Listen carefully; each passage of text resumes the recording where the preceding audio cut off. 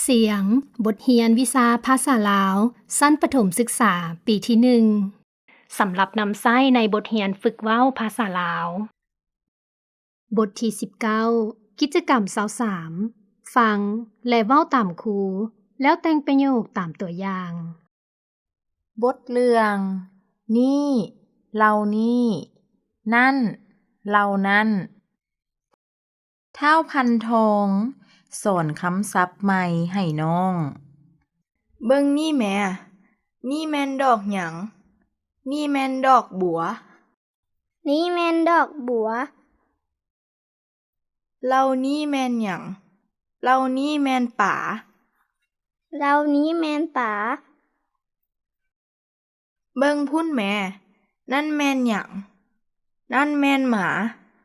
นั้นแม่นหมา เรานั้นแม่นหยัง เรานั้นแม่นนก เรานั้นแม่นนก